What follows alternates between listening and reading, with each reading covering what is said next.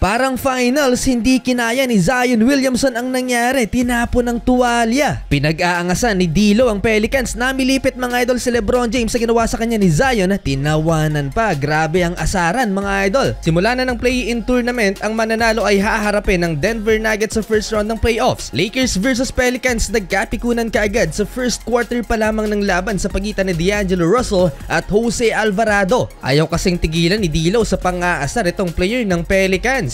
Hindi rin nakaligtas kay D'Lo ang crowd ng Pelicans at pinagtatrash talk tuwing i-score nga sa 3 itong si D'Angelo Russell. 13 points sa first quarter si D'Lo habang si Zion Williamson naman na beast mode kaagad mga idol with 10 points. Two-handed slam dunk kaagad for Zion sa pagsisimula ng first quarter at pinanis pa niya si LeBron James with a spin move sabay atake sa solid na depensa naman ni Anthony Davis. First postseason game nga pala ito for Zion Williamson. Eto pa, nice move by Zion Williamson, fade away jump shot at highly contested ni Rui Hachimura. 34-26 end of first quarter lamang mga idol ang Pelicans. Second quarter mas tumindi ang tapatan mga idol. Unang natirahan ni Zion si LeBron at nasupalpal pa niya si LBJ. After niya nagrun ng LA Lakers, one-handed throwdown ni LeBron James at fast break nabangga ni LeBron si Larry Nance Jr. sabay titig mga idol. Nagresulta yan sa two-handed dunk ni Jackson Hayes. D'Angelo Russell again, 2-point jump shot versus Zion Williamson.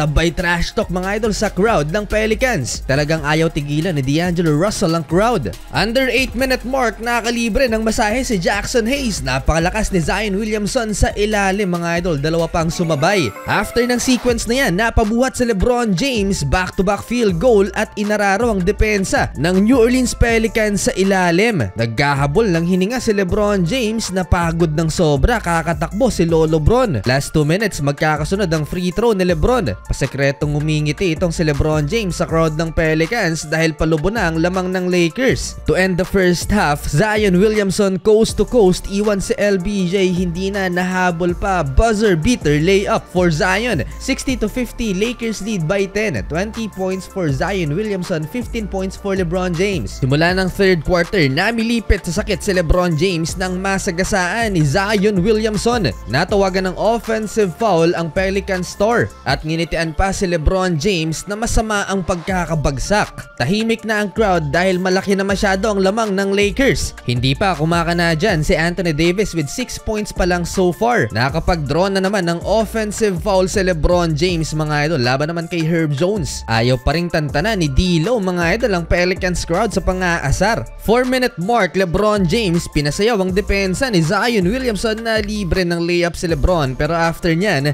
nagkaroon ng run ang New Orleans Pelicans at naibaba sa single digit ang lead ng Los Angeles Lakers. From 18-point Lakers lead, 7 points na lang, 83-76 heading into fourth and final quarter. Fourth quarter, bugbog na ang paa ni Jose Alvarado pero patuloy pa rin ang paglalaro nito dahil sa impact na naibibigay niya para sa Pelicans. Close game, Trey Murphy hits a big time 3-pointer, 5-point game halfway ng final quarter. Sa tres na to ni Alvarado, 2 points na lang lamang ng Lakers, 91-89, na-hype na ang crowd. Crunch time, two-handed dunk by Zion, natulog sa depensa si LeBron James, 93-91. Buhat na buhat ni Zion Williamson ng New Orleans Pelicans with 38 points, 32 points dyan ay nagmula sa paint. Hindi pwedeng mag-relax ang Lakers kay Zion Williamson. 40-point game na ang kanyang season high pero mukhang na-injured mga idol si Williamson down the stretch. Frustrated si Williamson mga idol with 3 minutes left in the game clock. Bumalik sa locker room, tinapon ng tuwalya mga idol. Bad news sa Pelicans, good news naman sa LA Lakers.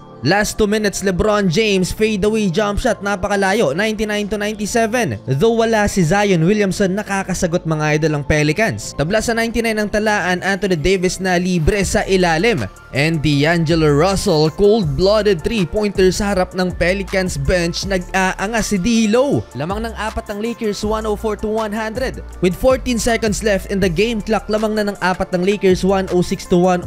Hindi na nakabalik pa si Zion Williamson at sa huli mga idol, nakuha ng Lake Show ang panalo. Sila ang haharap sa Denver Nuggets sa first round.